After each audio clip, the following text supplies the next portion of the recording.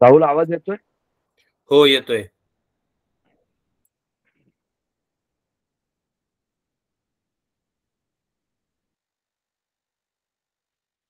आता आवाज बंद आहे.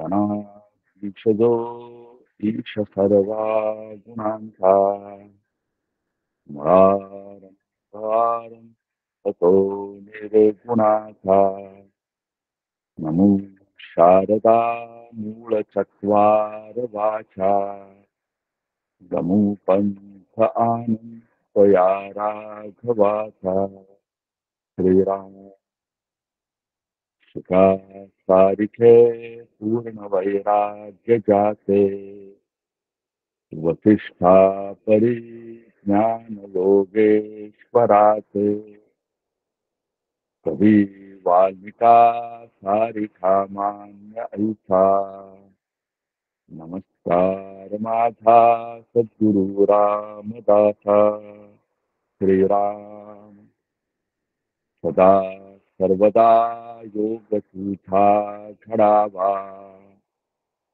तुझे कारणी देह माझा पडावा उपेक्षू नको पूर्णवंता अनंता रघु नायका मागणे हेच आता श्रीराम सद्गुरु श्री समर्थ रामदास स्वामी महाराज की जय। महारुद्र हनुमान की जय। सद्गुरुनाथ महाराज की जय। जय जय रघुवीर समर्थ।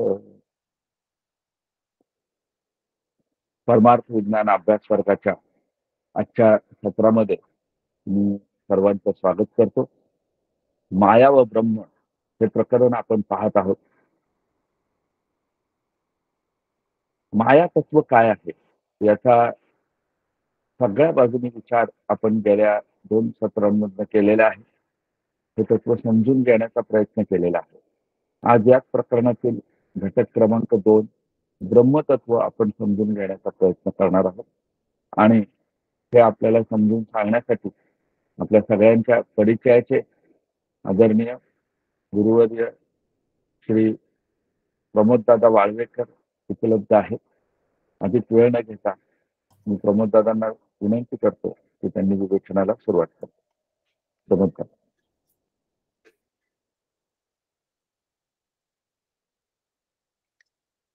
वसुदेवसुतं देवं कंसचाणूरमर्दनं देवकी परमानन्दं कृष्णं वन्दे जगद्गुरुम्।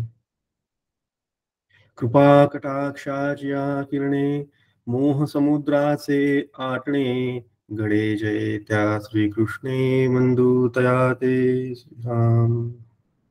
गुरुर्ब्रह्मा गुरुर्विष्णू गुरुर्देवो महेश्वरः गुरु साक्षात् परब्रह्म तस्मै श्री गुरवे नमः। सद्गुरुनाथ महाराज की जय।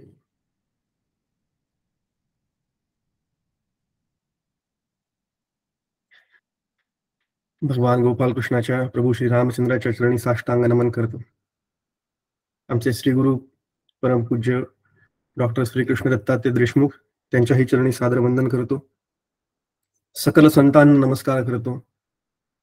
आपण सर्व उपस्थित महानुभाव साधक उपासक आणि परमार्थप्रेमी आपल्या सगळ्यांना सादर अभिवादन करतो आणि आजच्या चिंतनाला प्रारंभ करतो। वेदांत शास्त्राचा अतिशय महत्वाचा आणि अतिशय सुंदर आणि अक्षरशः अर्ध्या श्लोकामध्ये सांगितलेला जे मर्म ज्याला म्हणतात ते ब्रह्मसत्यं जगन्मिथ्या जीवो ब्रह्मैव नापरः हे आहे। जगन्मिथ्याचा विचार मागच्या वेळेला करून झाला। माया कशी आहे, जग कशा पद्धतीने मिथ्या आहे याच्याबद्दलची सखोल चिंतन सविस्तर विवरण मागच्या वेळेला झालं। माया त्रिगुणात्मक आहे, ज्ञान विरोधी आहे, भावरूप आहे, यत्किंचित म्हणजे अत्यंत तुच्छ आहे, अनादी आहे पण अनादी असली तरी शांत आहे, प्रतीती मात्र सत्तावान आहे, स्वाश्रय आहे, स्वविषय आहे, स्वनिर्वाहक, परनिर्वाहक, ज्ञाननिवर्त्य, बाधयोग्य, त्रैकालिक निषेधाची प्रतियोगी, सतासत विलक्षण अनिर्वचनीय मिथ्या. एवढी मोठी यादी, आणि या यादीचा आपण विचार मागच्या वेळेला केला होता. थोडासा स्पर्श त्याला करून पुढे चालले जाऊ. आज ब्रह्म आणि ब्रह्मतत्वाबद्दलची माहिती समजून घेण्याचा प्रयत्न करायचा आहे. माया आपल्या जीवनात कशा पद्धतीने दिसते. आजकालच्या काळात जर का विचार केला तर एक नवीन व्हर्च्युअल रियालिटी नावाची कॉन्सेप्ट आली आहे. त्या रियालिटीलाच मुळातच व्हर्च्युअल म्हटलेलं आहे. आणि त्या व्हर्च्युअल रियालिटीमध्ये अनेक जण अनेक पद्धतीने गुंतत चाललेले आहेत. नवीन शब्दप्रयोग आर्टिफिशियल इंटेलिजन्स हा देखील तुम्ही ऐकलेला असणार सगळ्यांनी. आजकाल काही देशांमध्ये लोकांना पाळण्याकरता म्हणून पाळीव प्राणी सुद्धा हे रोबोट्सचे बनवलेले आहेत.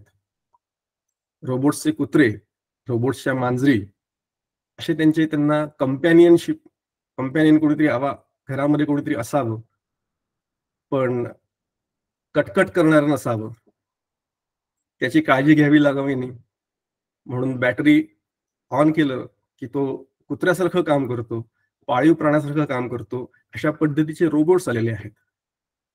त्याच्यामुळे कुठे चाललेलं आहे जग आणि कशा पद्धतीच्या हे जे जग दिसतं आहे, ज्याच्यात आपण वावरतो, हेच माईक मिथ्या आहे. आणि त्याच्यामध्ये अजून व्हर्च्युअल रियालिटीची कॉन्सेप्ट आणून अजून लोक स्वतःला माईक मिथ्या अशा त्या रियालिटीमध्ये गुंतवून घेण्याचा प्रयत्न करतात. गंमत वाटते, कारण मी स्वतः त्याच क्षेत्रात काम करतो. बरेच लोक IT मध्ये आहेत, त्यांना काही नाही ते निदान आजकाल सगळ्या लोकांना कम्प्युटर प्रोग्रामिंग काय ते माहिती असतं. कोणाला विचारा प्रोग्रामिंग मध्ये काय करतो ते सांगता येत नाही. कम्प्युटरमध्ये दिलेल्या इन्स्ट्रक्शन्स दिसत नाहीत, सांगता येत नाही, पण त्याचं कार्य मात्र निश्चित कळतं. तो प्रोग्राम जेव्हा आपण एक्झिक्यूट करतो, रन करतो, त्यावेळेला त्याचं कार्य दिसतं, समोरचा UI दिसतो आपल्याला. अशा पद्धतीने आपण ह्या मायेला, ही जी माया आहे कम्प्युटरमधली, लॅपटॉपमधली, त्या मायेला कार्यानुमेय असं म्हणू शकतो. कार्य दिसतं. याच कम्प्युटरमध्ये व्हायरसेस असतात, सगळ्यांना माहिती आहे आजकाल. हे व्हायरस म्हणजे काय? प्रोग्राम्सच असतात. दिसत नाही कुठे व्हायरस म्हणून, मायक्रोस्कोपमध्ये बघता येणार नाही, पण तोच छोटासा प्रोग्राम तोच त्या कॉम्प्युटरमध्ये शिरतो काय आणि तो सगळं गडबड करून ठेवतो काय, आणि त्या व्हायरसला काढण्याकरता म्हणून परत दुसरा प्रोग्राम एक्झिक्यूट करावा लागतो. अशा प्रकारचं सगळंच हे अनाकलनीय वाटू शकतं. आणि आज या व्हायरसेस करता जवळजवळ $1 बिलियन इंडस्ट्री उभी झालेली आहे. ही सगळी माया आहे, ज्या मायेला आपण स्पर्श करू शकत नाही, ज्या मायेला आपण नीट बघू शकत नाही, पण त्याच्या कार्यावरनं मात्र आपण जाणू शकतो. आज आपल्याला मायेला जरा बाजूला ठेवायचं आहे आणि ब्रह्म म्हणजे काय हे शिकायचं आहे. तर ब्रह्माचा सुद्धा तोच प्रश्न आहे, ज्याच्याबद्दल बोलता येत नाही, ज्याच्याबद्दल नीट सांगता येत नाही, ते ब्रह्मतत्व. जिथे अनेक शास्त्रे, 4ही वेद जिथे मौनावले असं म्हणतात, न इति अशी नेतीची भाषा करून ते शेवटी शांत झाले असं म्हणतात. त्या परब्रह्म तत्वाचं वर्णन करण्याचा आपण आज प्रयत्न करणार आहोत. जे मनोबुद्धी अगोचर, ते वाचेसी अतिदुस्तर, वस्तू नव्हे शब्द गोचर, परात्पर परब्रह्म, असं एकनाथ महाराज आपल्याला सांगतात. जे मनबुद्धी अगोचर, यतो वाचा निवर्तन्ते, जिथे मन पोचू शकत नाही, जिथे मन बुद्धी सुद्धा पोचू शकत नाही, जे मन आणि बुद्धीला अगोचर आहे, म्हणजे ज्यांनी आपण ते जाणू शकत नाही, आणि ते वाचेसी अतिदुस्तर, जिथे वाचा देखील पोचू शकत नाही, वाणी देखील जिथे मौनावते, अशा ब्रह्मवस्तूचं वर्णन करण्याकरता म्हणून कशा पद्धतीने शास्त्रकारांनी हे वर्णन केलेलं आहे, हे नाहीच्या भाषेमध्ये जास्त आहे बरं का. ब्रह्मवस्तू कशी काय आहे काय पद्धतीने ब्रह्माचं वर्णन करायचं आहे असा जेव्हा प्रश्न समोर आला, त्यावेळेला ते म्हणाले की तू विचार आम्हाला ब्रह्म कसं आहे आणि मग आम्ही हो किंवा नाही असं सांगू. आणि मग प्रश्नांची मालिका सुरू झाली. ब्रह्म असं आहे का? नाही. ब्रह्म असं आहे का? नाही. मग ब्रह्म असं असेल का? नाही. ब्रह्म तसं असेल का? नाही. मोठी गमतीशीर ब्रह्माचं वर्णन करताना अनादी म्हटलेलं आहे. अनादी म्हणजे ज्याला आदी नाही असा अनादी. भाषा बघा कशी. अनंत म्हणजे ज्याला अंत नाही असं अनंत. अज म्हणजे जे जन्माला आलं नाही ते अज. अजर म्हणजे ज्याला कुठल्याही पद्धतीने जरा व्याधी होत नाहीत ते अजर. ते अज अजर अमर म्हणजे जे मरत नाही ते. अशा पद्धतीने नाही नाहीच्या भाषेमध्ये सगळे शब्द आलेले आहेत.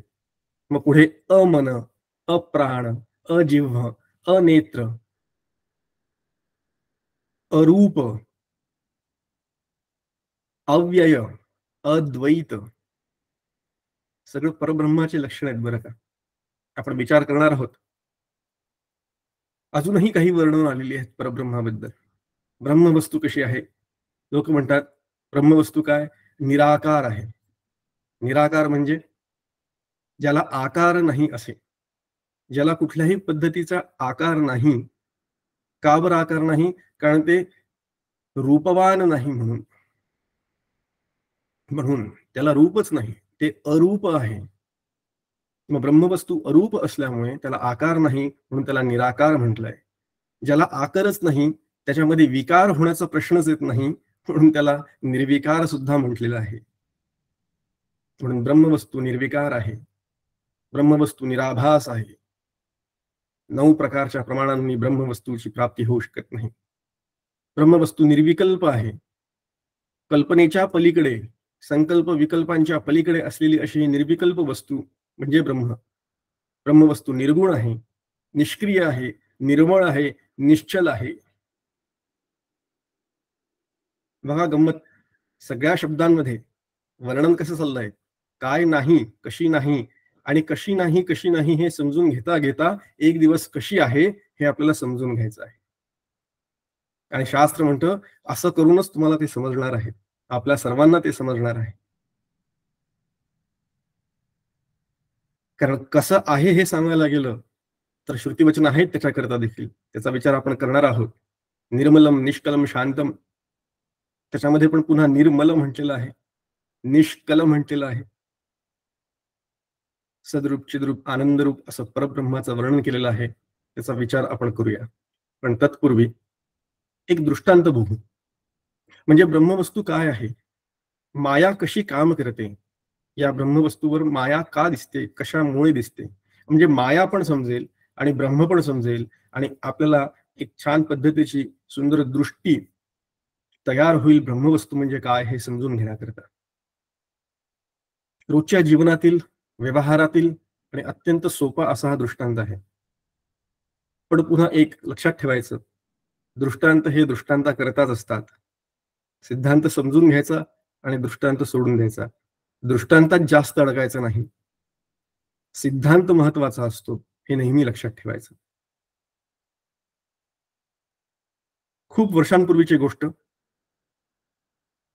एक लहान मुलगा आणि त्याचे वडील एका छोट्याशा गावामध्ये, खेड्यामध्ये शेती करायचे. एक दिवस त्याचे वडील त्या मुलाला म्हणतात की चल आपण जरा शहरात जाऊ. शहरात जाऊन काहीतरी बाजार करून यायचा आहे, आपण शहरात जाऊ. आणि शहरात जाऊ तर तिथे गेल्यानंतर मी तुला एक सिनेमा दाखवतो, असं बाप म्हणतोय आपल्या मुलाला. मुलाने कधीच सिनेमा पाहिलेला नसतो आजपर्यंत. सिनेमा म्हणजे काय हे त्याला माहिती नाही. मग तो विचारतो सिनेमा म्हणजे काय, ते कशाला बघायला जायचं, त्यांनी काय होणार आहे, असे प्रश्न त्या मुलाचे सुरू होतात. मग त्याचा वडील त्याला काहीतरी समजून सांगण्याच्या दृष्टीने म्हणतात, अरे तिथे खूप मोठा पडदा असतो, त्याच्या पडद्यावर खूप छान सगळं आपल्याला सिनेमा दिसतो, तू चल तर खरी, तू बघ म्हणजे तुला कळेल. याला जरा आश्चर्य वाटतं. मोठा पडदा म्हणजे काय? किती मोठा पडदा? अरे खूप मोठा पडदा असतो. तो पडदा आपल्याला बघायला द्यायचा आहे. मुलाला काहीच माहिती नसतं, कधीच सिनेमा बघितलेला नसतो. त्याच्यामुळे ते जातात, निघतात बाजारात करून, सिनेमाला जाऊन बसतात आणि बसतात तोपर्यंत सिनेमा सुरू होऊन गेलेला असतो. आतमध्ये जाऊन बसतात तोपर्यंत सिनेमा सुरू होऊन गेलेला असतो. त्या पडद्यावरती सगळी चित्र सुरू झालेली असतात. तो आपल्या वडिलांना विचारतो, बाबा बाबा हे समोर जे दिसतंय तो पडदा आहे का? त्याला एवढा मोठा पडदा त्याला शोधायचा आहे. बाबांनी सांगितलं मोठा पडदा दिसणार आहे. तो मोठा पडदा म्हणजे काय हे त्याला माहिती नाही. म्हणून तो बाबाला प्रश्न विचारतोय, हे म्हणजे याला पडदा म्हणतात का? बाबा म्हणतो, नाही रे, आता सिनेमा सुरू झालाय, तू आता बघ. मग तो म्हणतो, ठीक आहे. थोड्या वेळानंतर ती सगळी दृश्य, त्या सिनेमातल्या त्या सगळ्या गोष्टी त्या मुलाच्या करता अत्यंत खऱ्या वाटायला लागतात. तो त्या गोष्टीमध्ये रमून जातो आणि ते जे समोरचं जे दृश्य आहे ते बघून तो घाबरतो सुद्धा. घाबरून जातो मुलगा, कारण त्याच्यामध्ये अनेक प्रकारचे युद्ध, रक्त, जाळ, पोळ सगळं सुरू असतं. आणि अशामुळे तो मुलगा घाबरून जातो आणि बाबाला विचारतो, बाबा हे काय आहे? हे असं सगळं बघण्याकरता आपण आलो आहोत का? तुम्ही म्हणाला होता पडदा कुठे आहे? तो पडदा तर मला दिसत नाहीये. दृष्टांत इथपर्यंत ठीक आहे. आता आपण थोडं तो लावून घेण्याचा प्रयत्न करू. माया म्हणजे काय आणि ब्रह्म म्हणजे काय? पूर्ण वेळ जेव्हा सिनेमा सुरू असतो त्यावेळेला तो मुलगा त्या पडद्याकडेच बघत असतो. पण त्याला पडद्याकडे बघतो आहे हे कळत नाही. त्याला ते दृश्य, त्या सिनेमाचं जे पडद्यावर पडणारं चित्र ते त्याला दिसत असतं. त्याच्याकडे तो बघत असतो आणि त्याला ते दृश्य खरं वाटत असतं.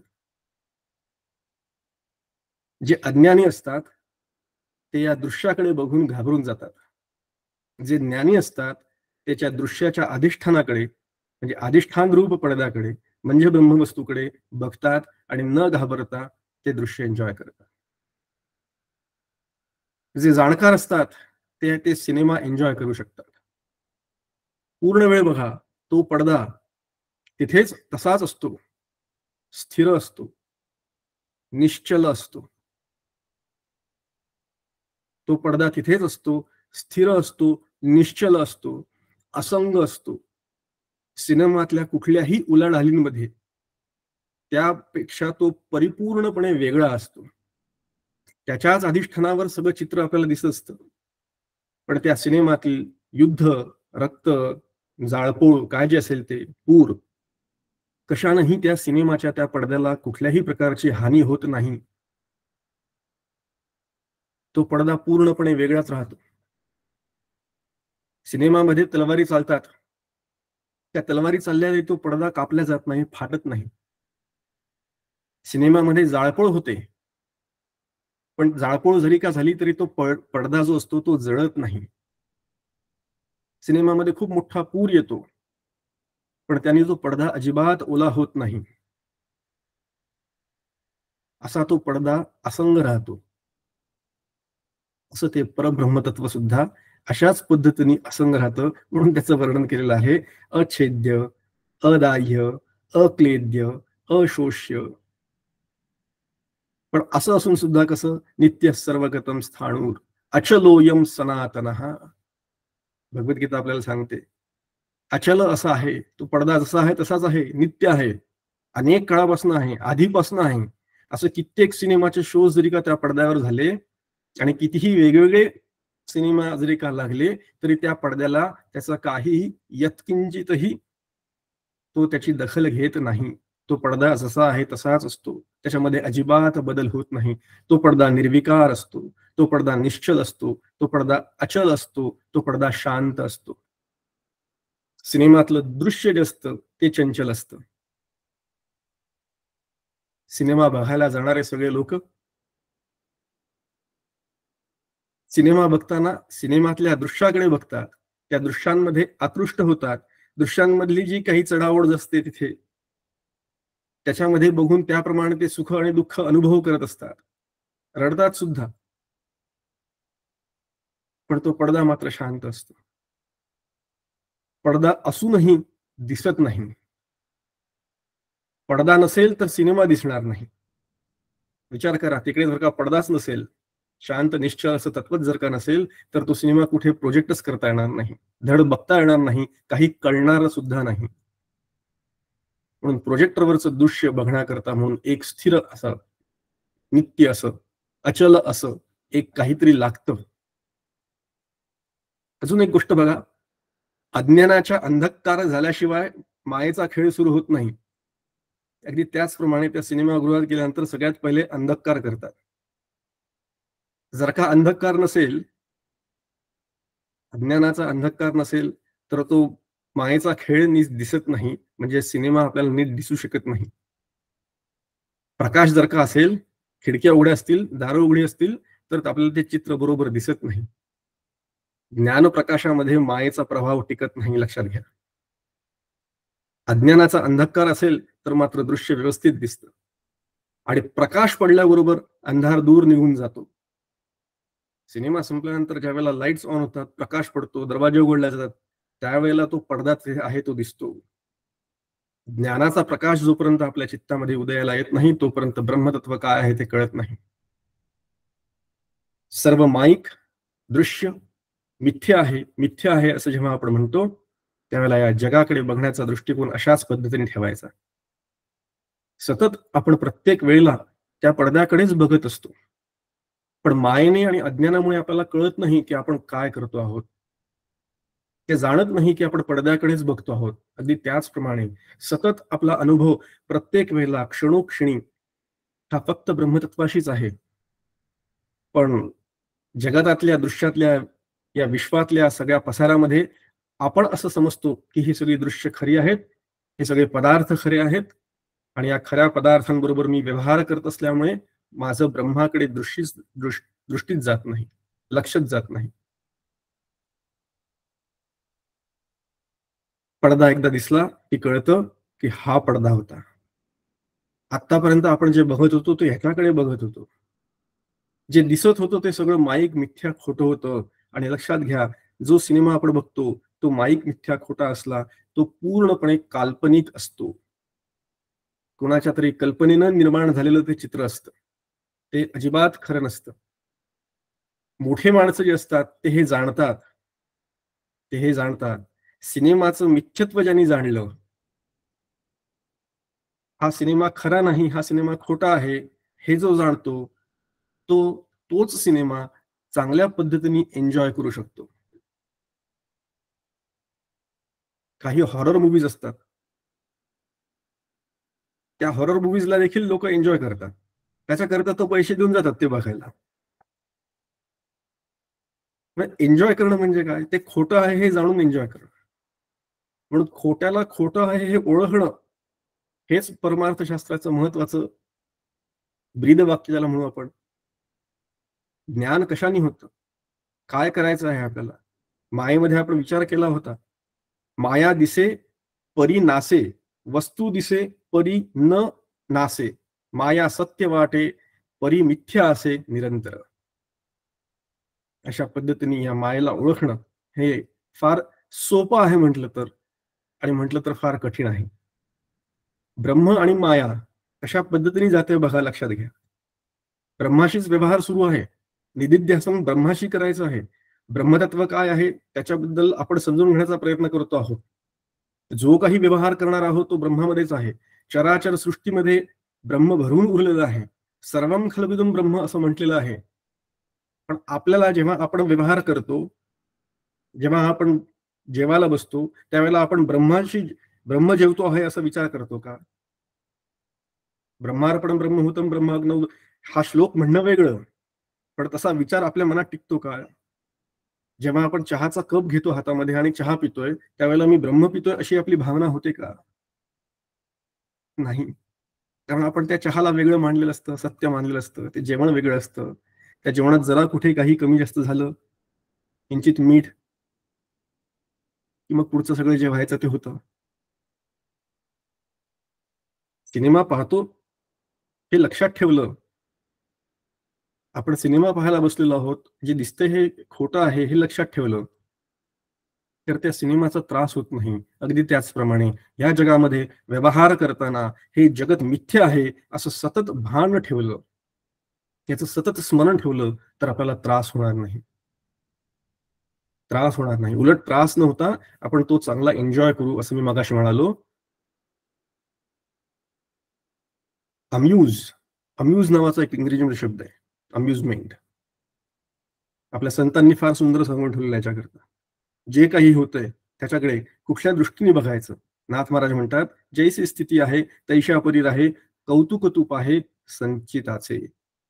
जे जे काही होत आहे आपल्या आयुष्यात, या जगामध्ये, या जीवनात, ते आपल्याच संचिताचं प्रारूढाचं फळ असल्यामुळे ते आपणच कौतुकाने बघायचं आहे, गंमत म्हणून बघायचं आहे, त्याचा आनंद घ्यायचा आहे. असं करता आलं तर फार काही साधू शकू आपण या मार्गामध्ये. परमार्थ मार्गामध्ये जे साधण्याकरता म्हणून आपण सगळे साधक एकत्र आलेलो आहोत. अनेक वर्ष साधना म्हणून काय काय करतो, त्यांनी काय गाठायचं आहे हे नीट लक्षात आलं पाहिजे. तर परमार्थ शास्त्रामध्ये मिथ्या नावाचा जो शब्द आहे तो नीट समजून घेतला पाहिजे. तो जर का घेतला तर या जगाची भीती राहणार नाही. या जगातातल्या सगळ्या कष्टांची, यातनांची भीती वाटणार नाही. त्या यातना म्हणून वाटणारच नाही. संपूर्णपणे भय नाहीसं होईल. म्हणून मिथ्या शब्द म्हणजे काय, या मिथ्या शब्दाचं स्पिरिट नीट लक्षात आलं, काय पद्धतीने मिथ्या आहे. सगळेजण रडतात, ओरडतात, काय आम्ही प्रपंचामध्ये आकंठ बुडलेलो आहोत, संसारातून आमचा सुटला नाही हो, आम्ही कसा परमार्थ करणार, तुम्ही सांगा बरं. अजून मुलं शिकतायत, मोठी व्हायची, त्यांची लग्न व्हायची, संसार इतका आहे, नोकरी आहे, धंदा आहे, उद्योग आहेत, नाही सोडवणं शक्यच नाही. कोणीही तुम्हाला असं सांगत नाहीये की या संसारातनं सोडून बाहेर निघा, संन्यास घ्या म्हणून. कोणीही असं म्हणत नाही. कोणत्याही संतांनी असं सांगितलं नाही की तुम्ही संन्यास घ्या आणि हिमालयात जा म्हणजेच परमार्थ करू शकाल. जे प्रपंचात राहून परमार्थ करतात तो भला रे भला, भला रे भला, भला रे भला असं म्हटलेलं आहे. पण आपण काय करतो, आपण प्रपंचात गुंततो. प्रपंच आपल्याला बांधून ठेवत नाही, प्रपंचातील आसक्ती आपल्याला बांधून ठेवते.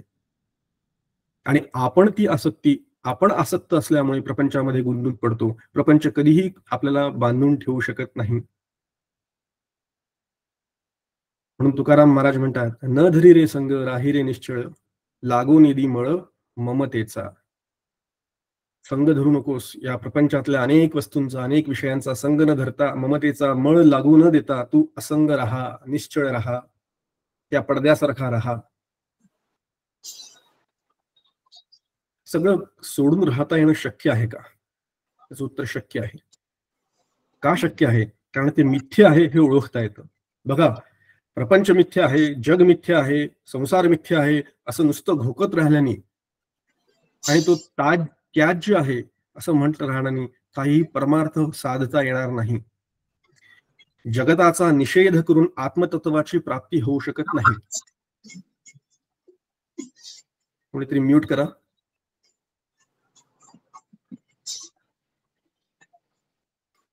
जगताचा निषेध करून आत्मतत्वाची प्राप्ती होऊ शकत नाही. तो निषेध कशा करता केलेला आहे जगताचा? का म्हणून मिथ्या मिथ्या म्हणून म्हटलेला आहे जगाला? त्याचं कारण एवढंच की त्यातनं आपण आसक्तीरहित व्हावं, बस, बाकी काही नाही. दोरीवरचा साप, तो जो साप असतो तो साप नाही हे कळलं, तो खोटा आहे हे कळलं आणि त्याचं अधिष्ठान ही दोरी आहे हे कळलं, त्याच्यानंतर त्या सापाची काही भीती उरते का मला सांगा बरं? मग तो साप खुशाल गळ्यात नेऊन बांधला काय गाईच्या तरी काही फरक पडतो का? नाही. कारण तो साप नाहीच आहे मुळात, ती दोरीच आहे. अगदी त्याचप्रमाणे हा मिथ्या माईक प्रपंच मिथ्या ठरल्यानंतर, खोटा ठरल्यानंतर, तो खोटा म्हटल्यानंतर मग त्याचं बाहेरचं कारण काय? प्रपंचातले कितीही चढ उतार झाले तरी त्यांनी भय येण्याचं कारण काय? प्रपंच खऱ्या अर्थाने मिथ्या ठरत नाही हा आपला प्रॉब्लेम आहे. ब्रह्मतत्वाची प्राप्ती दूरची. जगताच्या मिथ्यत्वाचं दृढनिश्चय आपला होत नाही, इथेच आपली सगळी गाडी अडते. का होत नाही? करत जर का झालं असतं, हा खरंच प्रपंच मिथ्या आहे असं मानलं असतं, ठरलं असतं, पूर्ण निश्चय पक्का झाला असता, तर मग चिंतेचं, काळजीचं काही कारणच उरणार नाही. काही कारण उरणार नाही. शांतपणे येईल त्या वस्तूला, येईल त्या व्यक्तीला, येईल त्या परिस्थितीला तोंड देण्याचं सामर्थ्य प्राप्त होऊ शकतं, जर का आपण योग्य प्रकारे विचार केला, ह्या प्रपंच माईक मिथ्या आहे. व्यवहारामध्ये ज्या पद्धतीने जे जसं करायला पाहिजे तो व्यवहार त्या पद्धतीने व्यवहारिक सत्तेमध्ये त्या त्या व्यक्तीशी तशा तशा पद्धतीने करायलाच पाहिजे. व्यवहारामध्ये प्लॅनिंग करायलाच पाहिजे. व्यवहारामध्ये सगळ्या काळज्या नीट घ्यायलाच पाहिजे. पण परमार्थामध्ये चिंता करण्याचं काही कारण उरणार नाही. हे लक्षात आलं की जे आपण करतो आहोत हे सगळं माईक मिथ्या आहे. एकदा तो सिनेमा खोटा ठरला की त्याच्यानंतर जो एन्जॉय करता येतो, अगदी त्याचप्रमाणे ह्या परमार्थामध्ये झालेल्या कमी जास्त ज्या काही गोष्टी असतात, उदाहरणार्थ एखादा अपघात झाला समजा आणि याच देहाला झाला समजा, तर शांतपणे त्याच्याशी डील करता येतं. अपघात झाल्यानंतर एकदम कावरबार होऊन गेलं, घाबरून गेलो एकदम, काहीतरी जबरदस्ती इजा झाली किंवा मोठा रोग झाला आपल्या शरीराला, तर अतिशय घाबरून जातो. आता कसं होणार, आता काय होणार, अशा पद्धतीने आपण एकदम त्रस्त होऊन जातो. चिंतेचे डोंगर, काळजीचे डोंगर आपण आपल्या उरावर व्हायला लागतो आणि काय होईल, कसं होईल, काय होईल, कसं होईल, याचाच नाद आपल्या चित्त घेऊन ठेवतं. पण जर का हे शरीर माईक मिथ्या आहे जर का नीट लक्षात ठेवलं असेल आणि हे जर का डोक्यात भिनलं असेल खऱ्या अर्थाने, तर जे होईल तसं होईल, जेव्हा होईल तेव्हा होईल, हा मंत्र लक्षात राहू शकतो आपल्या. आणि मग आपण काळजी कमी करू शकतो. एखादा आजार झाला काय किंवा एखादा अपघात झाला काय, शांतपणे उलट त्याला चांगल्या पद्धतीने तोंड देता येऊ शकतं. म्हणून अत्यंत काही गोड बातमी कळल्यानंतर हर्षित होण्याचं काही कारण नसतं आणि अत्यंत काही दुःखद बातमी कळल्यानंतर अत्यंत दुःखी होण्याचं सुद्धा कारण नसतं. असं जर का आपण दोन्ही गोष्टींमध्ये, दोन्ही प्रकारच्या परिस्थितीमध्ये बॅलन्स, समतोल, समबुद्धी राहू शकलो, तर आपल्याला जे स्थितप्रज्ञेचं लक्षण सांगितलं आहे ते अंगी बांधता येईल. आणि ते ज्ञानाचं लक्षण आहे. तिथे ब्रह्मज्ञानाचं द्वार उघडणार आहे. म्हणून नुसतं जगाचा निषेध करून आत्मतत्वाची प्राप्ती होणार नसली तरी सुद्धा माया मिथ्या, जग मिथ्या आहे हे समजून घेऊन नंतर मग खरं काय आहे ते ब्रह्मसत्य आहे, तो ब्रह्मभाव आहे. नाथ महाराजांची एक परत सुंदर उई आहे. नाथ महाराज म्हणतात, जाणीव आणि नेणीव हा सोडून सर्व भाव, जै उपजे सद्भाव तै ब्रह्म स्वयमेव पाविजे.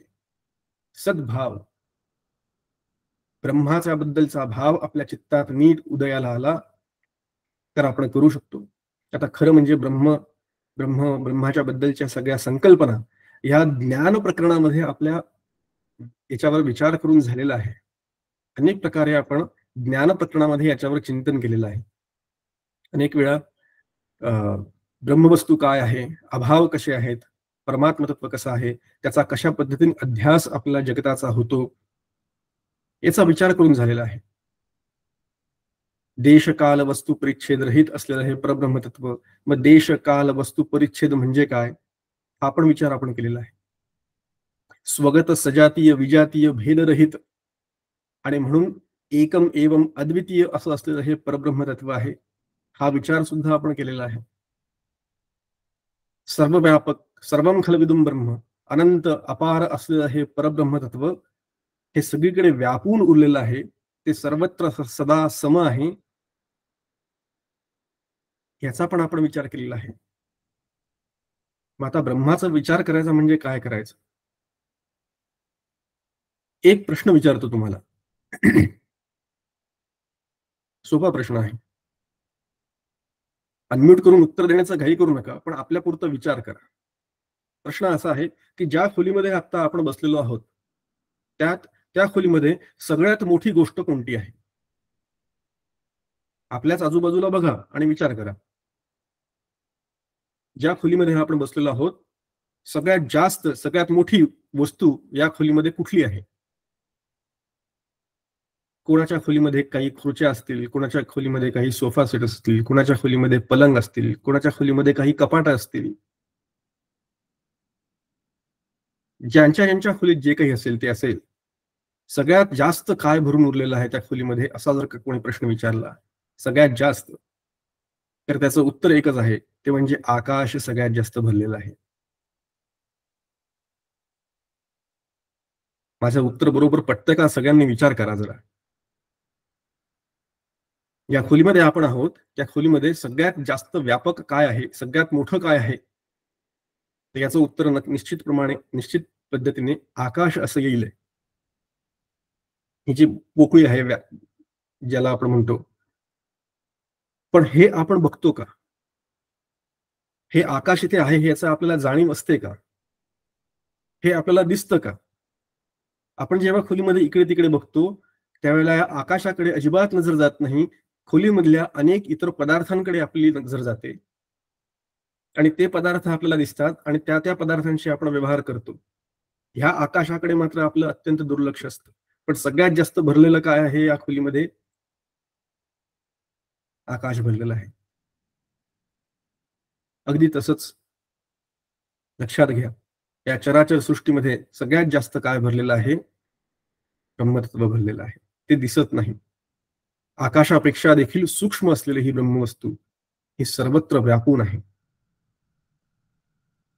वसे हृदयी देवतो जाण ऐसा, नभाचे परी व्यापकू जाण तैसा, सदा संचला येतना जात काही, तयावीण रिता ठाव कोठेही नाही. तयावीण कोठे रिता ठाव नाही. समर्थ रामदास स्वामी आपल्याला मनाच्या श्लोकांमध्ये समजावून सांगतात, नभाचे परी व्यापकू जाण तैसा. आकाश परत हा फक्त दृष्टांत आहे. बरं, आकाश हा दृष्टांत झाला फक्त. ह्या आकाशासारखं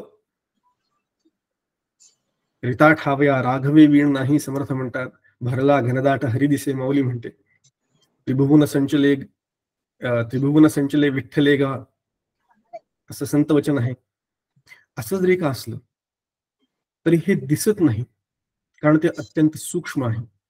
आणि जे अत्यंत सूक्ष्म असतं ते बघण्याकरता आपली नजर सुद्धा त्याच पद्धतीने अत्यंत सूक्ष्म व्हावी लागते. आपली नजर सुद्धा त्या पद्धतीने त्या पदार्थाला बघण्याकरता अत्यंत सूक्ष्म व्हावी लागते. आणि मग हा पदार्थ कसा आहे, ही वस्तू कशी आहे, ज्याला आपण ब्रह्मवस्तू म्हणतो, ती कशी आहे? देशकाल वस्तू परिच्छिन्न अशी आहे. आता म्हणजे काय? विचार झालेला असला तरी थोडासा आपण बघू. प्रत्येक पदार्थ या जगामध्ये दिसणारा, ज्या जगात सगळे हे जे पदार्थ आहेत समोर माझ्या, मोबाईल आहे, पुस्तक आहे, फोन आहे, या सगळ्या पदार्थांमध्ये काहीतरी आकार आहे.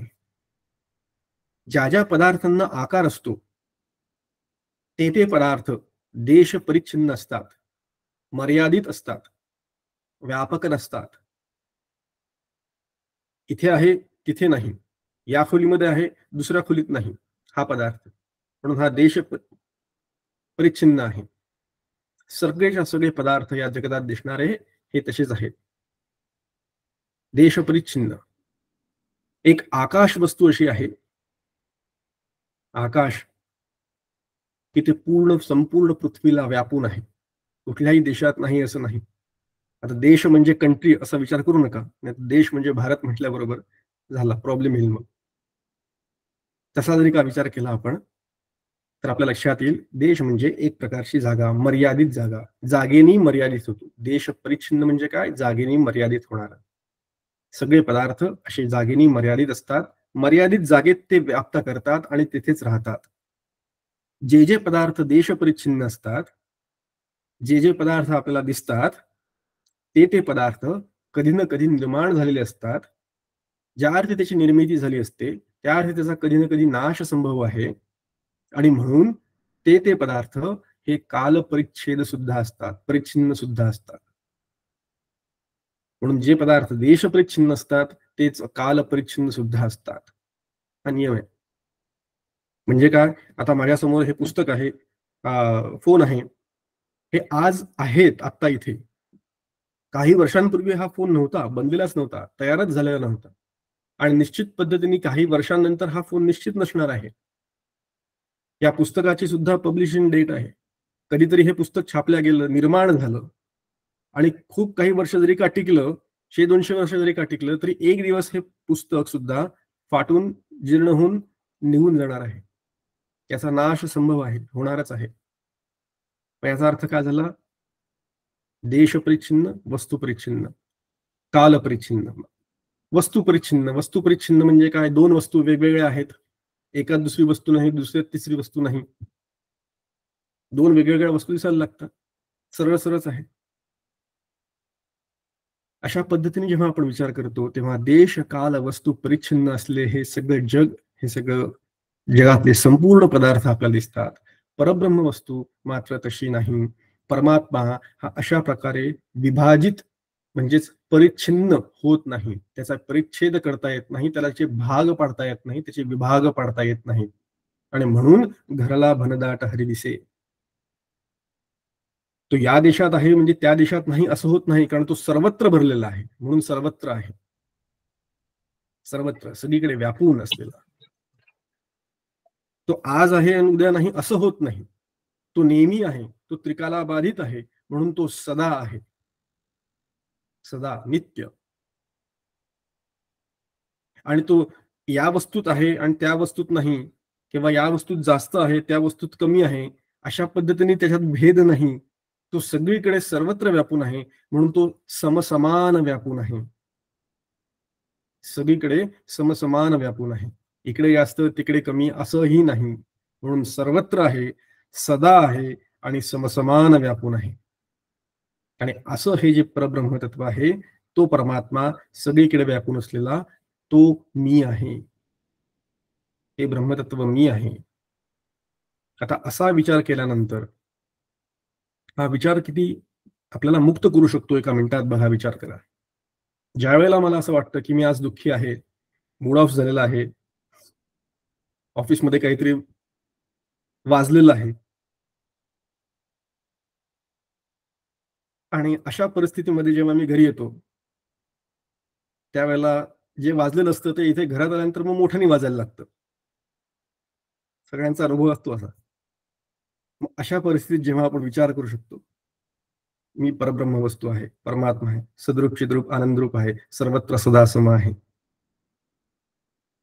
परिच्छिन्न नाही, परिच्छेद नाही, कुठल्याही प्रकारे मला कुठल्याही प्रकारचा रोष नाही, सुख दुःखांच्या पलीकडे असलेला मी आहे, असा जेव्हा विचार माझ्या मनामध्ये मी आणतो, त्यावेळेला तत्काळ त्या क्षणी माझं चित्त शांत होऊ शकतं, होतं. या विचारांचा जर का आधार घेतला नीट, योग्य त्यावेळेला नीट घेता आला तर. म्हणजे सर्वत्र सदा सम, तेथ विभाग अदमोत्तम, मतिविषय संभ्रम विवंचती. सर्वत्र सदा सम हे 3 शब्द माऊलींनी अतिशय सुंदर करून ठेवलेले आहेत. देश काल वस्तू परिच्छेद ज्याच्याकडे नाही असं परमात्म वस्तू, ब्रह्मवस्तू. हा ब्रह्मवस्तू, ब्रह्माने या 3 परिच्छेदांनी रहित असणं हेच त्या परब्रह्म वस्तूचं अखंडत्व आहे. हाच तो परब्रह्म वस्तूचा अखंडत्व आहे. एक गोष्ट बघू म्हणजे कळेल. जरा विषय थोडासा जड झाला की, एक दिवसाची गोष्ट आहे. समर्थ रामदास स्वामी निघाले होते त्यांच्या उत्तर भारताच्या यात्रेला. एका ठिकाणी गेले, कोणीतरी साधू बाबा तिथले आधीचे पीठाधीश तिथे बसले होते, आणि समर्थ रामदास स्वामी गोसावी आले आणि तिथे काही दिवस वास्तव्य करायचं म्हणून तिथे थांबले. त्या साधूबाबांच्या कानावर बातमी आली की अरे कोणीतरी एक नवीन गोसावी आलेला आहे, स्वतःला अद्वैती म्हणतोय, रामाचा भक्त म्हणतोय, लोकांना गोळा करतोय, कीर्तन करतोय, राम महिमा गातोय. त्या साधूबाबांच्या मनात काय आलं माहित नाही, म्हणजे आपण या समर्थांची परीक्षा घेऊया. कोण हा नवीन गोसावी आलेला आहे त्याची परीक्षा घ्यायला पाहिजे. आणि परीक्षा घेण्याकरता म्हणून त्यांनी काय केलं, त्यांनी आपल्या शिष्याला समर्थांकडे पाठवलं आणि समर्थांकडे जा म्हणाला, जा त्यांच्याकडे एक वाटी घेऊन जा म्हणे, आणि समर्थांना म्हणा की मला जरा वाटीभर ब्रह्म याच्यात द्या. तो शिष्य पण चक्रावून गेला आणि समर्थांकडे गेला. समर्थ तिथे बसले होते, त्यांचं रामनाम सुरू होतं आणि शिष्य येऊन, त्या साधूबाबांचा शिष्य तिथे येतो आणि म्हणतो, अशा अशा अमुक अमुक साधूबाबांकडनं मी आलेलो आहे आणि त्यांनी, तुम्ही फार मोठे ब्रह्मज्ञ ज्ञानी आहात असं आम्हाला कळलेलं आहे, म्हणून तुमच्याकडनं एक वाटीभर ब्रह्म त्यांना हवं आहे. समर्थ रामदास स्वामी हसले मनातल्या मनात. त्यांना कळलं जे काही कळायचं होतं ते. देतो देतो म्हणे, बसा. वाटीभर ब्रह्म देतो, बसा. बसवलं. त्या काळच्या रीतिरिवाजाप्रमाणे काय जे चहा पाणी करायचे ते केलं, गुळ खोबरं काय जे असेल ते दिलं त्याला, त्या शिष्याला. खाऊ पिऊ घातलं आणि मग ती वाटी कुठे दे म्हणे तुझी, तुला ब्रह्म हवाय ना त्याच्यात, ती वाटी दे म्हणे तुझी. वाटी घेतली समर्थांनी हातामध्ये. अरेच्छा म्हणे, एक निरोप पाठव म्हणे तुझ्या गुरूंना, ही वाटी रिकामी करून पाठवा. बस एवढं सांग म्हणे तुझ्या गुरूंना, ही वाटी रिकामी करून पाठवा, तर मी त्याच्यामध्ये ब्रह्म भरून नक्की पाठवतो तुम्हाला. आता तो शिष्य जो होता तो खरंच चक्रावून गेला, कारण वाटी रिकामीच होती. पण तो ते उत्तर घेऊन आपल्या गुरूंकडे गेला, त्या साधूबाबांकडे गेला. साधूबाबांनी ते उत्तर ऐकलं आणि ते पण हसले. ते पण हसले. ब्रह्म सर्वत्र भरून राहिलेलं आहे. त्या वाटीमध्ये सुद्धा ब्रह्म आहे. त्या वाटीतलं ब्रह्म काढल्याशिवाय दुसरं ब्रह्म कसं भरणार, असा साधा प्रश्न समर्थांनी त्यांना विचारला. रिता ठावया राघवे वीण नाही. श्लोक आपल्याला किती समजावून सांगतो बघा. म्हणून ब्रह्म हे व्यापक आहे. किती व्यापक आहे, तर ते निरपेक्ष व्यापक आहे. आकाशाचा मगाशी आपण दृष्टांत म्हणून जो बघितला, ते आकाश सुद्धा पृथ्वीच्या भोवती अंतराळापुरतं मर्यादित असतं. ते पण मर्यादित आहे. आकाशाला सुद्धा गुण आहेत. परब्रह्म वस्तू निर्गुण आहे. निर्गुण आत्मा तो निर्मळ, जैसे आकाश अंतराळ, घनदाट निर्मळ निश्चळ सदोदित. समर्थ रामदास स्वामी सांगतात, निर्गुण आत्मा निर्मळ आहे. आणि उदाहरण म्हणून जैसे आकाश अंतराळ दृष्टांत झाला परत. पण त्या आकाशाच्याही पेक्षा सूक्ष्म आणि त्याच्यापेक्षाही जास्त व्यापून असलेलं असं जे परमात्म तत्व आहे, ते घनदाट आहे, ते सदोदित आहे, नित्य आहे. या परब्रह्माचं वर्णन किती आणि कसं करणार. श्रुतिवचने अनेक आहेत आपल्या समोर. सत्यम ज्ञानम अनंतम ब्रह्म, विज्ञानमानंदम ब्रह्म. श्रुतिवचन आपल्याला सांगतात आत्मवस्तू कसं आहे, सत्य आहे, ज्ञानरूप आहे, आनंद आहे, आनंद स्वरूप आहे. सत, चित आणि आनंद अशा लक्षणांनी याचं वर्णन केलेलं आहे. हा परमात्मा कसा आहे, सद्रूप चिद्रूप आनंदरूप आहे. हे सद्रूप चिद्रूप आनंदरूप हे त्याचे गुण नाही आहेत, लक्षात घ्या. हे त्याचे गुण नाही आहेत, हे त्याचे कॅरेक्टरिस्टिक्स नाही आहेत, हे त्याचं नाव नाहीये. सच्चिदानंद म्हणजे ब्रह्माचं नाव सच्चिदानंद असं नाही. ब्रह्म सतपेक्षाही वेगळं आहे. सत आहेच, पण त्याच्याही पेक्षाही वेगळं असलेलं. काय म्हटलेलं त्याच्यामध्ये बघा, सत म्हणजे त्रिकाला बाधित सत्य, त्रिकाला बाधित अस्तित्व ज्याला म्हटलेलं आहे ते. पदार्थ निरपेक्ष अस्तित्व सत. चित म्हणजे जाणणं, ज्ञान होणं, समजणं, भान होणं एखाद्या गोष्टीचं. ज्ञेय निरपेक्ष ज्ञान म्हणजे चित.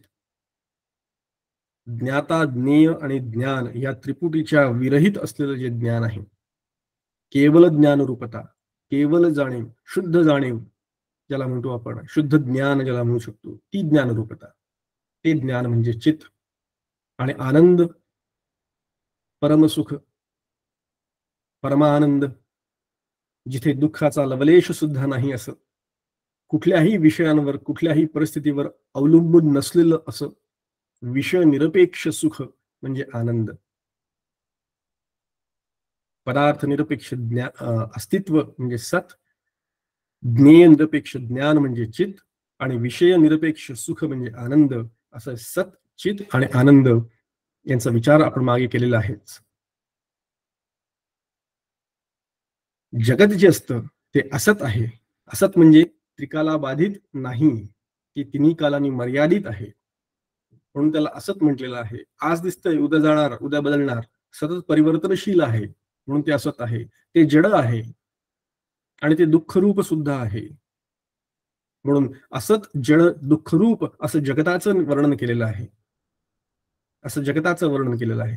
पण त्याची व्यावृत्ती करण्याकरता म्हणून, ते न सांगता त्याच्यापेक्षा वेगळं आहे हे सांगण्याकरता म्हणून असत म्हणायचं नाही, म्हणून त्याला सत म्हणायचं. म्हणून असताची या व्यावृत्ती सत म्हणू आली श्रुती, अशा प्रकारे अमृतानुभवामध्ये उभी आलेली आहे. असताची या व्यावृत्ती सत म्हणू आली श्रुती, जडाची या समाप्ती चिद्रूप ऐसे, दुःखाचीनी सर्वनाशे उरले ते सुख ऐसे. संपूर्ण दुःख लयाला गेल्यानंतर जे काही उरतं त्याला आनंद म्हटलेला आहे. दुःखाचेनी सर्वनाशे उरले ते सुख ऐसे, निगदले निश्वासे प्रभूचेनी. अशा पद्धतीने इथे वर्णन केलेलं आहे. सद्रूप, चिद्रूप, आनंदरूप. सत म्हणजे केवळ आहेपणा, अस्तित्व, केवळ असणं, कुठल्याही पदार्थावर अवलंबून नसलेलं असणं. आता बघा, जगामध्ये अनेक पदार्थ दिसतात, अनेक पदार्थ आपल्याला जाणवतात, अनेक पदार्थ आपल्याला आवडतात. 3 गोष्टी म्हणालो मी आता. दिसतात, जाणवतात म्हणजे त्याचं ज्ञान होतं, आणि आवडतात सुद्धा. दिसणं म्हणजे अस्तित्व आहे म्हणून दिसतात, जाणवतात म्हणजे भातित्व, त्याचं ज्ञान होतं त्या पदार्थांचं, आणि आवडतात म्हणजे प्रियत्व. ते पदार्थ आपल्याला हवेसे वाटतात किंवा नावडते. आता त्याच्यामध्ये अस्तित्व, भातित्व, प्रियत्व आलं कुठनं? बघा, एक लक्षात घ्या, जगातले सगळेच्या सगळे पदार्थ, कुठलेही पदार्थ बघू आपण. उदाहरणार्थ, इथे हा फोन आहे माझ्यासमोर, माझ्यासमोर हा लॅपटॉप आहे, माझ्यासमोर हे पुस्तक आहे, एक खुर्ची आहे, या खुर्चीमध्ये मी बसलेला आहे. कुठलंही वाक्य घ्या, कसंही घ्या, त्याच्यामध्ये आहे, आहे आणि आहे नावाचं क्रियापद असतं. या फोनचा रंग काळा आहे, या खुर्चीचा रंग काळा आहे, या टेबलाचा रंग पांढरा आहे. रंग वेगवेगळ्या प्रकारचे. तो माणूस ठेंगणा आहे, तो माणूस उंच आहे, ती व्यक्ती हुशार आहे, दुसरी कोणी व्यक्ती ढ आहे. आकाशामध्ये ढग आहेत, आकाशाचा रंग निळा आहे. रात्र झाल्यानंतर आकाशाचा रंग निळा नाही आहे. काही एखादी गोष्ट जर का नसली तरी सुद्धा त्याच्याकरता ती नाही आहे असं म्हणावं लागतं. भाषा बघा कशी आहे आपली. नाही आहे. मग आहे, आहे आणि आहे, प्रत्येक गोष्टीमध्ये, प्रत्येक पदार्थामध्ये त्याचं वर्णन करताना आहे शब्द आहे. हा जो आहे शब्द आहे हा अस्तिवाचक शब्द आहे. अस्ति. जग नाहीस जरी का झालं, जगातलं सगळंच्या सगळं, पृथ्वी जरी का एलिमिनेट झाली पूर्णपणे, अंतरिक्षातनं पृथ्वीच काढून घेतली समजा, तरी सुद्धा तिथे आकाश किंवा अंतरिक्ष आहे. आपलं संपूर्ण ब्रह्मांड जरी का काढून घेतलं तरी बाकी इतर अनंत कोटी ब्रह्मांडे आहेत. म्हणून आहे, आहे नावाचं तत्व नित्य आहे, सतत आहे. आणि हे जे आहे नावाचं जे तत्व आहे तेच सत आहे, तेच सत आहे. पदार्थ दिसतात म्हणून भासतात हे तर आपल्याला जाणवलं, पण काही पदार्थ आवडतात, काही पदार्थ प्रिय असतात, काही पदार्थ प्रिय नसतात. एखादा पदार्थ आवडतो आपल्याला, एखादा पदार्थ न आवडतो. पालकाची भाजी केली, पनीरची भाजी केली तर आवडते म्हणून ती प्रिय असते. पण कारल्याची भाजी पण आवडते का? ती केली नाही, नाही केली ना आज, बरं झालं, कारल्याची भाजी आज नको. ती नसून प्रिय असते. काही गोष्टी असून प्रिय असतात, काही गोष्टी नसल्याने प्रिय असतात. मला गोष्ट तिची आठवत नाही पूर्णपणे, पण एक गोष्ट सांगतो. एक दिवस शनिदेव आणि गणेशजी विष्णूंकडे येतात. भगवान विष्णू आणि लक्ष्मी माता तिथे बसलेले आहेत आणि गणेशजी येतात. गणेशजी आल्यानंतर त्यांचं स्वागत करण्यात येतं आणि शनिदेव सुद्धा येतात पाठोपाठ. त्यांच्या शनिदेवांचं सुद्धा स्वागत होतं. शनिदेवांचं सुद्धा स्वागत होतं. पण प्रश्न पडतो लक्ष्मी मातेला की आता शनिदेव इथे का बरं आलेत? मंगलमूर्ती आले तर सगळे उल्हासित आणि आनंदित होतात, शनिदेव आले तर विचारतात का बरं? शनिदेव प्रश्न विचारतात, आमच्या दोघांपैकी तुम्हाला प्रिय कोण? आता आली का पंचायत. लक्ष्मी माता म्हणते आता पंचायत, आता उत्तर कसं द्यावं? आमच्या दोघांपैकी तुम्हाला प्रिय कोण? लक्ष्मी माता उत्तर देते की मंगलमूर्ती ते घरी आल्याने मला प्रिय आहे, आणि शनिदेव तुम्ही घरातनं निघून गेल्यामुळे मला प्रिय आहेत. शनीची बाधा नको.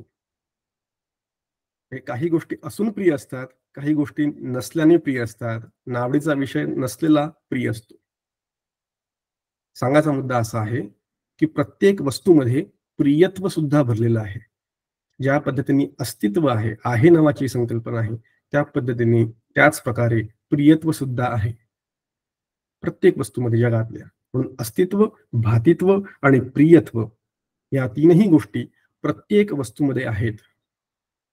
आणि त्या त्या वस्तूला किंवा त्या त्या पदार्थांना अजून दोन गोष्टी असतात, ते म्हणजे त्याचं नाम असतं आणि त्याचं रूप असतं. पदार्थांचं काहीतरी रूप असतं आणि त्या पदार्थांचं काहीतरी नाम असतं. अस्ति भाति प्रियम रूपम नाम चेत्यंश पंचकम आद्यत्रयम ब्रह्मरूपम जगद्रूपम ततोद्वयम. नाम आणि रूप हे जगताच्या भानकडीत मोडतात, जगाच्या बाबतीत असतात. अस्ति भाति प्रिय जे आहे ते आद्यत्रेय ब्रह्मरूपम असं म्हटलेलं आहे. थोडी फोड केली यातलं कळतं की प्रत्येक वस्तूतील नाम आणि रूप जे आहे ते नाम बदलणार असल्यामुळे आणि रूप विकारशील असल्यामुळे ते मायेच्या प्रांतातील आहे, मायेच्या सत्तेमध्ये आहे. नाम रूप मायेच्या सत्तेत जातं. प्रत्येक वस्तूमधलं अस्तित्व, भातित्व आणि प्रियत्व हे ईश्वरी सत्तेतलं जातं. आणि या अस्तित्व आणि भातित्व आणि प्रियत्वाच्या अधिष्ठान स्वरूप असलेलं प्रत्येक वस्तूमध्ये, चराचर जगतामध्ये व्यापून असलेल्या प्रत्येक प्राणी मात्रामध्ये, प्रत्येक वस्तूमध्ये अधिष्ठान रूप असलेलं त्याच्या मागचं सतचित आणि आनंद स्वरूप जे आहे ते आत्म्याच्या सत्तेतलं आहे, परमात्म्याच्या सत्तेतलं आहे. ह्या दृष्टीने सर्व परमात्मा चराचरी उरलेला आहे. सगळ्या पदार्थांमध्ये तो अनुस्यूत आहे. आत्मवस्तू, या आत्मवस्तूचा वर्णन करताना आपण विचार केला, आत्मवस्तू प्राप्य नाही. या आत्मवस्तूला मिळवता येत नाही. आत्मवस्तू नित्य प्राप्त आहे. ते माझंच स्वरूप असल्यामुळे त्याच्या प्राप्तीकरता मी दुसरे काहीतरी खटाटोप करून ते प्राप्त करण्याचं आहे असं नाही. आत्मवस्तूला प्राप्य करण्याकरता, त्याला प्राप्त करण्याकरता म्हणून मला काही कष्ट करायचे आहेत असं नाही. आत्मवस्तू उत्पाद्य सुद्धा नाही, म्हणजे त्याचं उत्पादन करता येत नाही. जसं कारखान्यामध्ये जाऊन कुठला एक कारखाना असतो, तिथे अनेक प्रकारच्या गोष्टींचं उत्पादन होतं. कारखान्यामध्ये आता जसा मोबाईल फोन आहे समोर, त्या फोनचं उत्पादन कुठे झालं? कारखान्यात झालं. आणि मग तो फोन मी उत्पादन करून तो मी मिळवला, उत्पादन करून मी मिळवला. तसं आत्मवस्तू किंवा ब्रह्मवस्तू अशी कुठेही उत्पादन करता येण्यासारखी नाही. तिचं उत्पादन करता येत नाही आणि त्या पद्धतीने ती मिळवता येत नाही. म्हणून आत्मवस्तू प्राप्य नाही, कारण ती नित्य प्राप्त आहे. आत्मवस्तूचं उत्पादन करता येत नाही, ती अनादि अनंत सत्य आहे. ती तशी असल्यामुळे तिच्यावर संस्कार सुद्धा काही करता येत नाही. म्हणून आत्मवस्तू संस्कार्य सुद्धा नाही. हा फोन मी घेतला, या फोनवर मी अनेक प्रकारचे संस्कार करू शकतो. या फोनला मी वेगवेगळे कव्हर घालू शकतो. या फोनला मी वेगळ्या पद्धतीने काही चित्र करू शकतो, त्याच्यावर अजून काहीतरी करामती करू शकतो, संस्कार करू शकतो. आत्मवस्तू तशा पद्धतीने कुठल्याही प्रकारे संस्कार्य नाही, म्हणजे त्याच्यावर कुठल्याही प्रकारचे संस्कार करता येत नाही. आत्मवस्तूमध्ये विकार संभवत नाही, म्हणून आत्मवस्तू विकार्य सुद्धा नाही. हा फोन विकारी आहे, काही वर्ष टिकेल, काही वर्षानंतर काहीतरी प्रॉब्लेम्स तयार झाले की हा फोन काम करण्यास होईल. विकार संभवतात या वस्तूत. पण आत्मवस्तू निर्मल आहे, त्याच्यामुळे निराकार आहे, निर्विशेष आहे, निर्विषय आहे, त्याच्यामध्ये कुठल्याही प्रकारचे विकार संभवत नाही. ब्रह्मवस्तूमध्ये विकार रहित असं ते तत्व आहे. आणि आत्मवस्तू संपाद्य सुद्धा नाही. म्हणजे कुठेतरी इकडून तिकडून आणून जोडून मिळवली आणि संपादन करून ती प्रस्थापित केली, तशा पद्धतीने आत्मवस्तू संपाद्य नाही. हा फोन मी जरी का उत्पादन केला नाही तरी इकडून तिकडून काही मिळून 2-4 भाग जोडून समजा मी जमा केले तर ते संपादन केल्यासारखं होतं. एखादी वस्तू, काही मॅगझिन्स असतात, संपादित असतात, वेगवेगळ्या प्रकारचे लेख एकत्र आणून ते जोडून मॅगझिन तयार होऊ शकतं. तशा प्रकारे संपादन करून ही आत्मवस्तू मिळत नाही. म्हणून आत्मवस्तू प्राप्य नाही, आत्मवस्तू उत्पाद्य नाही, आत्मवस्तू संस्कार्य नाही, आत्मवस्तू विकार्य नाही, संपाद्य नाही. अशा प्रकारे आत्मवस्तूचं वर्णन करण्यात आलेलं आहे. पण हे जे देह आहे, हे जे शरीर आहे, हे जे जगत आहे, या जगतावर सगळ्या प्रकारचे हे विकार, हे सगळ्या गोष्टी लागू पडतात. कारण का? स्थूल, सूक्ष्म आणि कारण हे तीनही देह जगामध्ये सतत बदलणारे आहेत, सतत विकारशील आहेत, सतत विकारशील आहेत. 3 अवस्था आपण माहिती आहे आपल्या सगळ्यांना: उत्पत्ती, स्थिती, लय. जे जे आपण बघतो, जे जे आपल्या मालकीचं आहे, ज्याच्यावर आपली नजर जाते, त्या सगळ्या गोष्टी, घरातल्या सगळ्या गोष्टी लक्षात ठेवा, त्याची कधी ना कधीतरी उत्पत्ती झालेली आहे. काही काळ त्याची स्थिती टिकणार आहे आणि काही काळानंतर निश्चितपणे त्याचा लय होणार आहे, कारण ते विकारशील आहेत. हे शरीर सुद्धा स्थूल शरीर, रोग होतात, व्याधी होतात, विकार होतात, जखमा होतात, अनेक प्रकारचे बदल आपल्याला माहिती आहे. षडविकार, अस्ति जायते वर्धते, विपरिणमते, अपक्षीयते, म्रियते, अशा प्रकारचे 6 विकार या शरीराला आहेत. आपण सर्वजण जाणतो. मग या शरीराचे विकार आपण किती दिवस सहन करत बसायचे? जाणायचं, ओळखायचं, शक्य असेल तो उपाय करायचे, अंतःकरण, स्थूल शरीराचं झालं, थोडा सूक्ष्म शरीराचा विचार करू. आपलं अंतःकरण, आपलं मन, आपली बुद्धी, आपलं चित्त,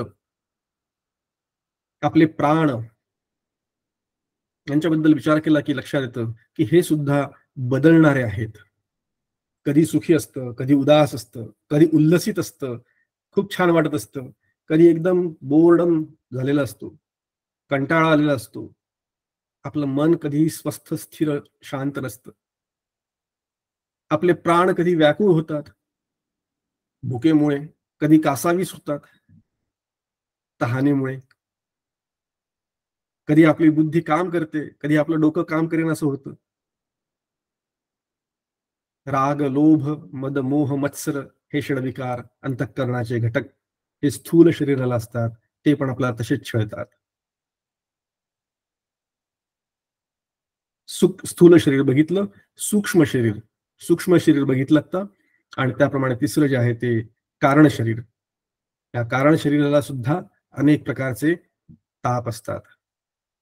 अविद्या, गाढ झोप कारण शरीराला म्हटलेलं आहे, त्याच्यात सुद्धा बदल होत असतात. झोपेमध्ये व्यत्यय येतो, झोप नीट लागत नाही, तळमळ होते. गाढ झोप न लागणं हा एक मोठा रोग आहे. सध्या अनेक प्रकारचे कितीतरी लोक गाढ झोप लागत नाही म्हणून औषधं घेतात, गोळ्या घेतात.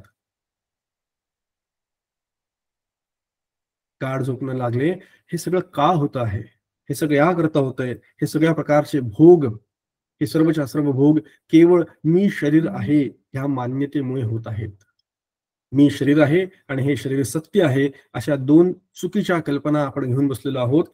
म्हणून हे सगळे विकार, हे सगळे आजार, हे सगळे बदल आपल्या या तिन्ही देहांना होत असतात, स्थूल, सूक्ष्म आणि कारण. पण अशा प्रकारचे कुठलेही विकार, कुठलेही बदल आत्मस्वरूपामध्ये होत नाहीत. लक्षात घ्यायचं. तो आत्मा कसा आहे? आत्मतत्व ह्या 3ही शरीराहून वेगळं आहे. हे शरीर जे दिसतंय ते म्हणजे आत्मा आहे का? नाही. ब्रह्मवस्तू या 3ही शरीरापासून वेगळी आहे. त्याला सुखदुःख आहेत का? नाहीत. सुखदुःखातीत आहे ते. त्याला विकार आहेत का? नाहीत. विकारांपेक्षाही अतीत आहे ते. कुठल्याही प्रकारचे भेद तिथे नाहीत, कुठल्याही प्रकारचे द्वंद्व तिथे नाही, कुठल्याही प्रकारचा प्रकारची स्पर्धा तिथे नाही, रागलोभ तिथे नाही. शांत, सुखरूप, आनंदरूप असे असलेलं ते तत्व जे आहे, म्हणून तो आत्मा सद्रूप, चिद्रूप आणि आनंदरूप असं वर्णन केलेलं आहे. आणि तो आत्मा मी आहे. पुन्हा गाडी तिथे आली पाहिजे. ब्रह्माचं वर्णन करताना, आत्म्याचं वर्णन करताना ही गोष्ट नेहमी लक्षात ठेवायची की हे वर्णन माझ्या खऱ्या स्वरूपाचं वर्णन सुरू आहे. नाही तर आपलं होतं काय की तो आत्मा आणि ते ब्रह्म, ते म्हटलं की तिकडे जातो. कारण मी तर तो किंवा ती, हा जो देह असतो तो किंवा ती या लिंगामध्ये असतं. आणि ते ब्रह्म म्हटलं की ते नेहमीच काहीतरी वेगळं असतं, ते लिंगच वेगळं आहे. मग ते ब्रह्म म्हटलं की ते वेगळं होऊन जातं. ती ब्रह्मवस्तू मी आहे हे लक्षात घेणं, हे लक्षात ठेवणं हे फार गरजेचं आहे. ब्रह्मैवाहम समः शांतम सच्चिदानंद लक्षण नाहम देहो यसद्रूपो ज्ञानमित्युच्यते बुधैः. नाहम देहो, मी देह नाही. मी कोण आहे? सद्रूप आहे. नाहम देहो यसद्रूपो ज्ञानमित्युच्यते बुधैः. ज्ञानी लोक काय करतात? मी देह नाही, मी सद्रूप आहे अशा प्रकारची धारणा करतात. ते बुधई लोक म्हणजे बुध लोक अशा पद्धतीने ज्ञान काय आहे त्याचं वर्णन करतात. कशा पद्धतीने? असे 7-8 मंत्र आलेले आहेत अपरोक्ष अनुभूती नावाच्या ग्रंथामध्ये. नाहम देह यशद्रूपो हे चरण असलेले 7-8 मंत्र आहेत. काय वर्णन केलेलं आहे? सच्चिदानंद लक्षण. वर्णन कशाचं आहे? ब्रह्माचं. ब्रह्मतत्व कसं आहे? शांत, सम, सद्रूप, चिद्रूप, आनंदरूप आहे. आणि मगाशी जे वर्णन केली आपण सगळ्या शब्दांची मालिका, निर्विकार, निराकार इत्यादी इत्यादी, ती सगळी पण त्या ब्रह्मतत्वांनी वर्णन केलेली आहे. आत्मा नित्य आहे, सम आहे, सर्वत्र आहे, शांत आहे, सद्रूप, चिद्रूप, आनंदरूप आहे. आणि ही सगळीच्या सगळी साधनं जी आहेत ना, ज्ञानाच्या प्राप्तीने, ब्रह्माच्या प्राप्तीकरता म्हणून ज्ञानाची जी सगळी साधनं आहेत, ही सगळीच्या सगळी साधनं त्यांनी ज्ञान होतं असं नाही, तर त्यांनी अज्ञानाची निवृत्ती होते.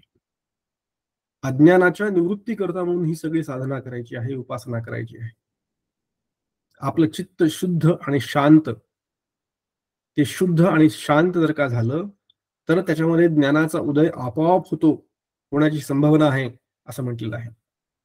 म्हणून निष्काम कर्म आणि निष्काम उपासनेने आपलं चित्त शुद्ध आणि शांत करण्याचं आपल्या हातात आहे. हीच आपली उपासना आहे. बाकी सर्वच्या सर्व साधनं ही केवळ आणि केवळ अज्ञानाच्या निवृत्ती करता सांगितलेली आहे. ज्ञान तिथे आहेच, प्रगट होण्याची फक्त वेळ आहे, फक्त प्रगट होण्याची वेळ आहे. तो आत्मा आपोआप आपल्याला आपलं स्वरूप प्रगट करतो. विवृणुते तनुस्वाम असं कठोपनिषद म्हणतं. आपोआप आपल्याला प्रगट करतो.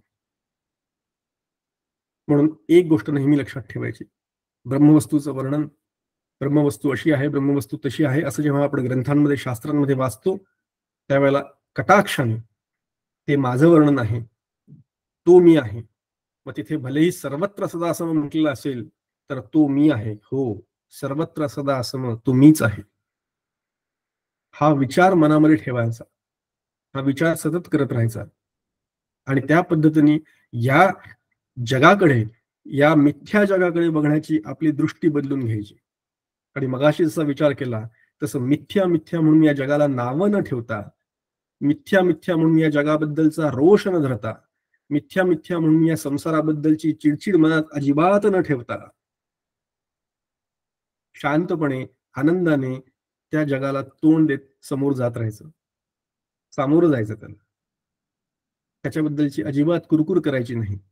जे प्रामाणिक साधक आहेत त्यांनी जगाबद्दलची अजिबात कुरकुर न करता, प्रपंचाची बद्दल, संसाराबद्दलची अजिबात कुरकुर न करता, आपण आपली विचार फक्त बदलून घ्यायचा आहे. विचाराची दिशा थोडीशी बदलून घ्यायची आहे. ते खोटच आहे ना, मिथ्या आहे ना, मान्य केलं ना तुम्ही आता मिथ्या आहे म्हणून, मग मिथ्या आहे तर आहेच मिथ्या, मग आता त्याच्याबद्दल रडरड कशाला करायची?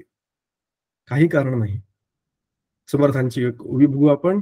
समर्थ रामदास स्वामी म्हणतात, रात्रंदिवस पहावा अर्थ, अर्थ पाहेल तो समर्थ, परलोकीचा निजस्वार्थ तेथेची घडे. अशा पद्धतीने अर्थ शोधत जायचा. शास्त्रांचा जो विचार आपण करतो आहोत त्याचा रात्रंदिन पाहावा अर्थ. सांगून ठेवलं अशा शब्दांमध्ये वर्णन केलेलं आहे समर्थांनी. रात्रंदिवस पाहावा अर्थ. नुसतं सकाळी 5 मिनिटं बघावं असं नाही, 10 मिनिटं बघावं असं नाही, हा सतत बघावा हा अर्थ. अर्थ पाहेल तो समर्थ, परलोकीचा निजस्वार्थ तेथेची घडे. म्हणून पाहिलेची पहावे आणि शोधिलेची शोधावे, अवघे कळता स्वभावे संदेह तुटती. जे पाहिलेलं आहे तेच परत परत पाहावं, जे वाचलेलं आहे तेच तेच परत परत वाचावं, जे शोधून ठेवलेलं आहे, जे ऐकून ठेवलेलं आहे तेच परत परत ऐकावं. अवघे कळता स्वभावे संदेह तुटती. हळूहळू आपले संदेह तुटत जातात. हळूहळू आपल्याला या वस्तूचा, या गोष्टीचा, या शास्त्रांचा यथार्थ आकलन होण्याची शक्यता तयार होते.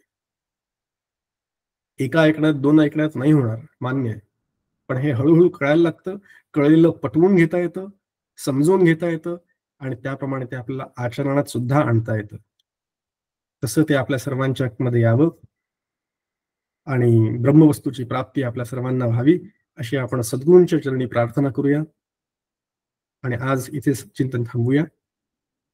हरिओम तत्सत. कृष्णाय वासुदेवाय हरये परमात्मने प्रणतः क्लेशनाशाय गोविंदाय नमो नमः. गोपाल कृष्ण भगवान की जय. सद्गुरुनाथ महाराज की जय. हरिओम तत्सत. हरिओम तत्सत.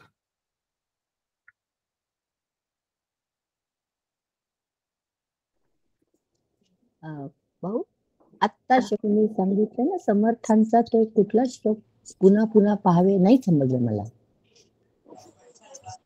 पुन्हा ऐकावे पुन्हा पाहावे काय नाही समजलं. पाहिलेची पहावे, वाचलेची वाचावे, शोधिलेची शोधावे असं अशी ती ओवी आहे. 20 दशक 3रा समास त्याच्या शेवटी आलेल्या ओव्या आहेत त्या. 20 दशक 3रा समास त्याच्या शेवटी आलेल्या ओव्या आहेत. आत्मतत्वाबद्दलच आत्मतत्वाबद्दलच चाललाय विचार. हा हो हो, जगाकडे पाहायला नाही चाललेलं आहे. बरोबर. जरा थोडं दुर्लक्ष झालं होतं इकडं, थोडं मन विचलित झालं होतं म्हणून समजलंच नाही मला. म्हणलं अरे महत्वाचं सुटलं आपलं. धन्यवाद. खूपच सुंदर. आज ब्रह्मतत्व काय आहे याचा या प्रकरणाच्या अनुषंगाने खूप छान विचार प्रमोद दादांनी मांडला. खरं तर हाच विषय ज्ञान प्रकरणामध्ये आणखीन वेगळ्या पद्धतीने आपल्या पुढे आलेला आहे, येऊन गेलेला आहे.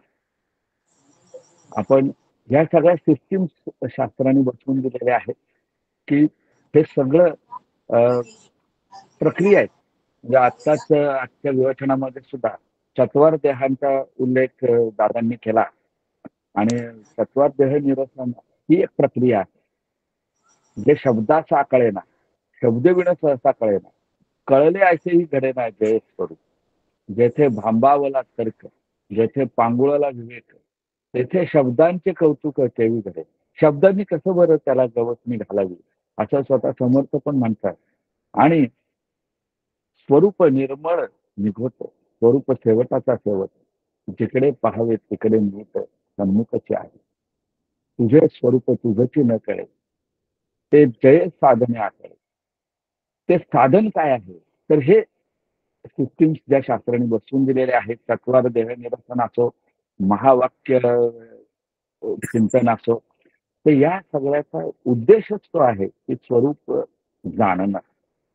खूपच सुंदर असं विवेचन पुन्हा पुन्हा ऐकावं असं. आजच्या विवेचनावर आधारित कोणाला काही प्रश्न विचारायचे असतील तर अवश्य विचारा. आपल्याकडे 10-15 मिनिटं आहेत प्रश्नोत्तरासाठी.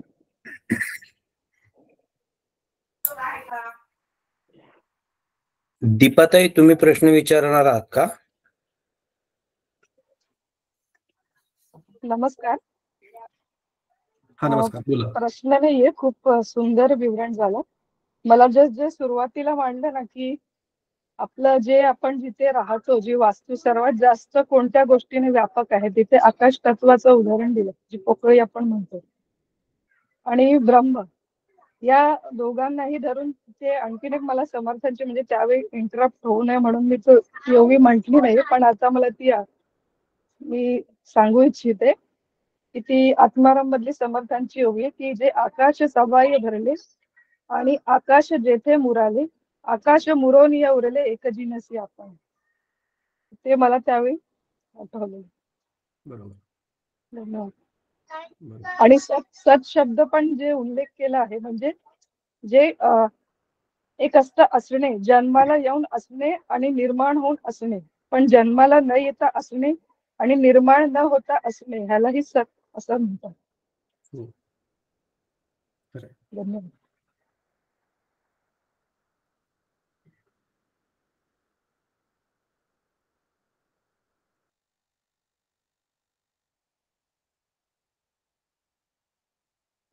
पुढील काही कालावधीसाठी आपला समूह व्हॉट्सअपचा गट सगळ्यांसाठी खुला असेल. नंतरही काही प्रश्न सुचले तरी विचारू शकता व्हॉट्सअपच्या माध्यमातून, आणि त्याला आपले आचार्य एका स्वतंत्र ऑडिओ क्लिपच्या माध्यमातून उत्तर देतील. एखादा मिनिट पाहू कोण विचारतंय का, नाही तर थांबू.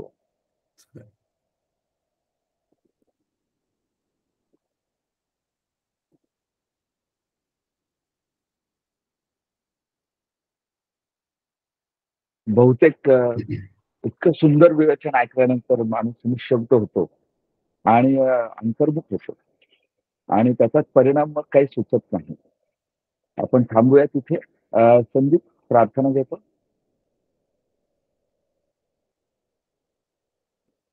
संदीप बहुतेक दिसत नाहीये. संदीप नाहीये बहुतेक, मी घेतो. हा घे.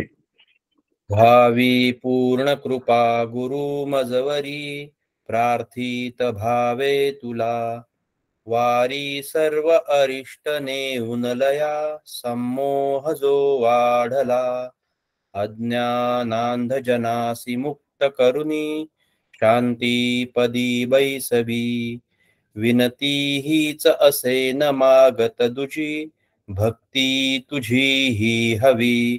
सद्गुरुनाथ महाराज की जय. जय जय रघुवीर समर्थ.